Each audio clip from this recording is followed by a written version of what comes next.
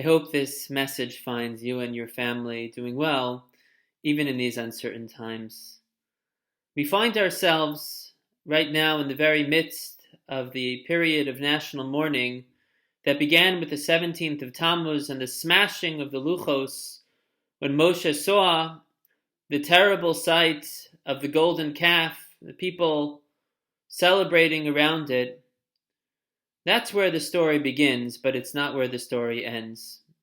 For we know that those first set of smashed luchos are replaced by a second, more durable set that were conferred to Moshe and with which he descended the mountain on Yom Kippur itself.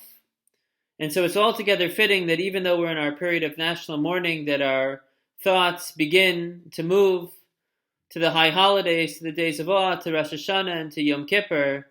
And we bear in mind that just as Moshe came down the mountain with those second set of luchos, representing the relationship between God and his people that had been damaged but was now repaired and recast, it was at that point in time, according to Rashi, when they began to construct the Mishkan that would give a concrete anchor and an expression to that relationship between God and his people, and the people would, from that point forward on their journey, always camp around the Mishkan.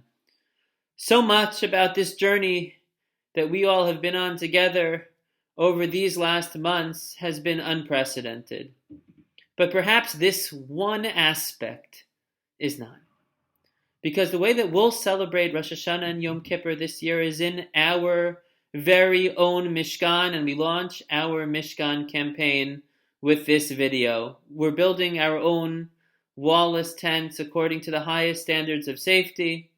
We'll be protected from the elements so we can daven with the maximum amount of dignity and of sanctity. These tents that we're procuring are not cheap, but these tents will ensure that Rosh Hashanah and Yom Kippur will not just be as meaningful as they've been in past years, but will be all the more meaningful. I believe this will be perhaps the most meaningful Rosh Hashanah and Yom Kippur that any of us have ever experienced. We all know how much there is to daven for.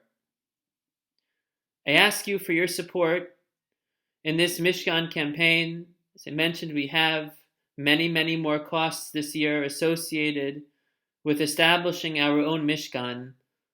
So I ask kindly for support to ensure that we'll be able, as a shul, to move forward on this journey together.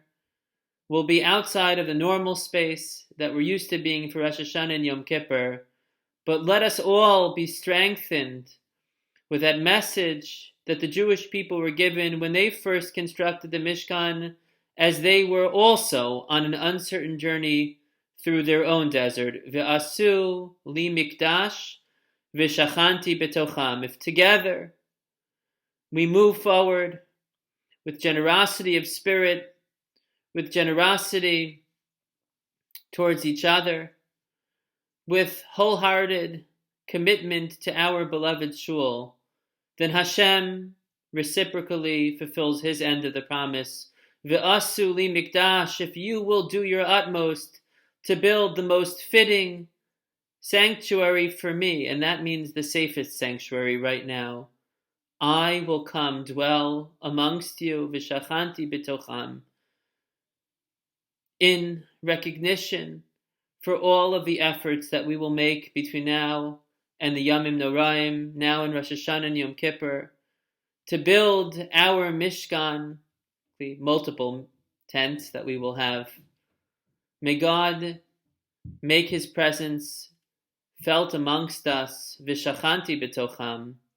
May he bless us with the new year that will soon be upon us, 5781, a year of health and security for ourselves, for our families, for our extended community, for the Jewish people, for Kol Yoshvei Tevel, for all human beings, as we all recognize how much is truly at stake. I thank you in advance for your generous support in our Mishkan campaign, so that we are able, this coming Rosh Hashanah and Yom Kippur, to be able to reach out to our Creator, to our Protector, to the Rock of Israel, when we need Him the most. Ve'asuli mikdash v'shachanti b'tocham. We thank you from the bottom of our hearts for your support.